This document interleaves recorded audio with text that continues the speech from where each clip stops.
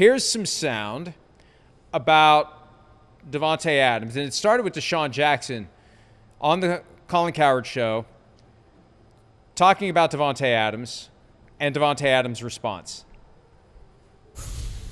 This one's tough because, me and Davante, we've talked and man, I hate to do it because I don't want to be the guy that's like, oh, D-Jack said this and said that. But at the end of the day, he is unhappy. I mean, you go from Aaron Rodgers, then you come to the Las Vegas Raiders, and now not only Jimmy G, you had your boy Carr. That's right, Carr. It didn't really work out that you thought, from the Fresno State days, you think they would come back and work everything out, and it's just like it just quite didn't work out. So now I just don't think he's really that happy there.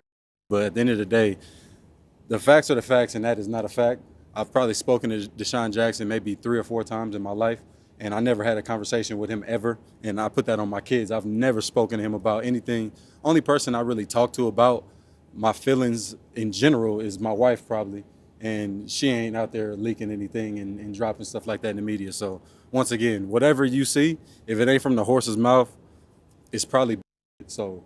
In terms of me being upset or not being happy in this organization, it's just a bunch of BS that's just meant to throw everybody off and get, clickbait. Everybody want to see what Davante Adams got to say, and, he's pissed off in Vegas. If I was pissed off, I wouldn't be here right now. Look, there's just enough in his body language and throwing out the word probably from time to time. We saw the receiver series. He was beside himself last year. Exactly right. He was beside himself. He was annoyed before the year about the quarterback situation that he didn't have more say in it, right? So there's been plenty of complaints there. He's willing to go clean slate now. Right. That's his peace offering to the team. I think that's what Antonio Pierce, the new head coach, who earned that job last year as the interim coach, he got him to say, I'll be patient. Yeah. I'll give it a try. Right. And I think part of the deal is, I don't know this, but this is just common sense. Part of the deal is, if we suck after 8 or 9 weeks, we'll trade you to a contender. So you play ball with us, we'll play ball with you. Please, glass half full. Please, no more negativity. Please, don't be spreading this idea that you're not happy. Let's try to make it work here. And we'll know after. And you can push it 9 games out, 9 weeks out, because the trade deadline is moved. We'll know where we are, and we'll trade you to the Jets or basically wherever you want to go.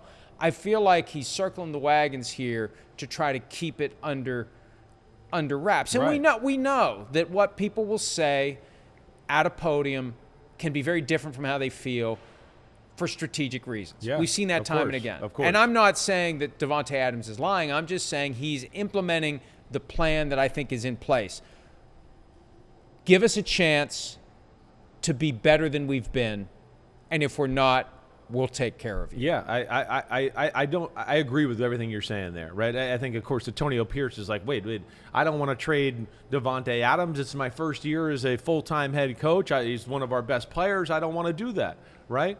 So I think there's that aspect, and I understand that. But do I envision him being on the trade box on week 9? I do, yeah, because I don't think the Raiders are going to be all that good. And, of course, he's probably their most valuable piece of property they have, right, for lack of a better phrase, to trade and get things for the future to build their football team a little bit. And, yes, with their quarterback situation and what they have there, yeah, I'm not expecting a lot there. Right? And I don't think it's crazy. You mentioned it, the wide receiver show, whatever else. I think you talk to people around football. Hey, Davante Adams' reputation is a little bit squeaky wheelish. That's what it is. I don't care who it is. You talk to anybody around football, that's what it is. Let alone, I don't know anybody in football that thinks the receiver show did favors to Davante Adams and how he looks through people's eyes. I mean, I don't care who it is. Joe in the lobby or football coaches I know, everybody's a little like, Davante Adams in the receiver show, All right, so that's kind of the taste he's leaving in everybody's mouth with this situation. But I can't imagine him being totally excited and happy there right now. I know he's not going to say it. He's doing the right things. But with that quarterback situation, where their organization is right now, yeah, they're in rebuild mode. But I'd also like to say, he wanted out of Green Bay. He wanted to go to Las Vegas. He wanted to go to Hall of Famer to Hall of Famer and Derek Carr. What? Well, okay. He wanted to go to lesser quarterback and show that he could still have a big year. Right. So now he's in a spot where, you got it there and you got it. And, future Hall of Famer Derek Carr's not there any longer. And now he's like, oh, no, what do I do? And this isn't that good. And this is what I envision. So, I envision him being on the trade blocks when it comes time, Mike. I really do. Also, word to the wise for Deshaun Jackson, who's trying to break into the media and has created, we've quoted him a couple of times on the show. He said that Trent Williams was really close a week and a half before it got done. It felt like maybe that was off, but Kyle Shanahan said the same thing. So maybe Deshaun Jackson was getting a true picture of where things were and something happened. If you're going to go on shows and talk about what guys told you, nobody's going to talk to you anymore. Nobody's going to talk to you. If you're having conversations with guys and there's just that vibe that it's between us and you know what you can use and what you can't use, right, and then you go put the guy on blast and say, he told me this, and, I'm going to come out and say it, no one's going to talk to you on anything that matters. Right. Or they're going to talk to you and they're going to feed you bullshit because they know that you're going to run to a microphone and say it. Yeah, sure. You got to be careful of that, right? You got to have the right way to approach these situations. And the big thing is you got to gather information from more than one person. That's what I would always say. And then if you do have something like that from one person, you can't pin it on them.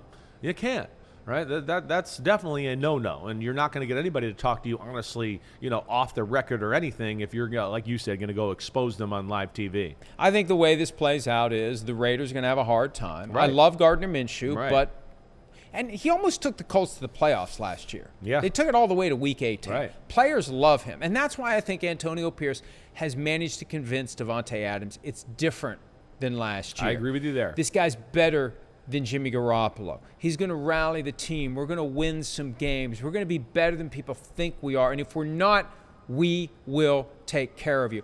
His contract is in that last year before the two phony back-end years that drove up the average kick in. He's not going to be there next year unless he dramatically restructures his contract. The Raiders know that. They're up against having to cut him after this year. So let's see how it goes. Right. And if it's not going well, we trade him. We get something in return that we can use next year to continue this process of improving. He's not going to be here anyway. That's how it plays out. And if you can trade him to another team in the AFC that might make them better prepared to beat the Chiefs in the postseason, that's a win too, because at the end of the day, they don't want to see the Chiefs win 3 in a row. They didn't want to see the Chiefs come to their building and win 2 in a row. They want the Chiefs to lose. They hate the Chiefs, and if they can hurt the Chiefs indirectly by dropping Davante Adams with a contender, so be it. But I think that's what it is, and it's all, nobody talk about it because we're going to try to win. The best case scenario is we win and you stay here and we finish the year, we make the playoffs and we make some noise and you go out on a higher note. Yeah, I think so. That's what you got to try to sell to them there. And maybe they can surprise us. Maybe they have a running game and Gardner Minshew plays better than I expect and Antonio Pierce and company get that defense to play at a level that I'm not expecting. I think that's what I look at them, though, as kind of a team to be, hey, a pain in the butt this year. But do I envision them going to the AFC playoffs or anything like that? No, I don't. And I do think that, I guess if I had to pull out my crystal ball, I'd go, hey, offense will be solid, but I don't think it'll be anything special, and I don't think they'll be able to feed Davante Adams to the capacity in which he wants. And, yeah, if I had to foresee the future, I'm with you that he's in the market for being traded for a contender who's looking at it like in a situation like we saw the Chiefs last year. Like, hey, we need a receiver, we need something, whatever. And that's kind of what I see happening. And we'll know who they are at the proper time. That's the right. Jets, if they're a contender, they become a potential destination. Reunite him with Aaron Rodgers, make their offense even better if it's good enough at that point. But we'll know where, and he'll know where, and they'll work with him and they'll put him where he wants to go. If he plays ball, if he plays nice, if he throws water on anyone suggesting he's not happy. The contract things at the end of the year is going to ultimately end up, this is where I don't understand where teams do this sometimes with situations like this, and I guess they didn't foresee this, but it's ultimately going to lower their value of what they get for the trade. Right. That's where you look at it, where they go, oh, they appealed to the player when they did the deal and did this, and went, oh, kick these phony numbers down the road. Well, now we're down the pipe. okay? And we're here, and okay, now it's time to trade him, and teams are going to go, wait, yeah, you want a second rounder for Davante? Well, yeah, but you got these crazy numbers here, so we don't even know if we're going to have him more than these last 8 games because we don't know if we can pay him the next 2 years of these phony baloney numbers that you added onto the contract there. That is going to be a little bit of an issue when it comes time to trade him. The other side of it, too, without going too far down the rabbit hole, they knew they were doing basically a 3-year deal. Yeah, that's right. They put the phony numbers on the back end to ensure that he gets released after 3 years, and the 2 years from the get-go, that's where you spread signing bonus money, you get a lot of cap numbers and whatnot. Right. But still, it's a half-year rental, so it's going to reduce the value that you get for the player. Hi, it's Mike Florio. Thanks for watching PFT on YouTube. Hit subscribe for the latest news and analysis from Pro Football Talk.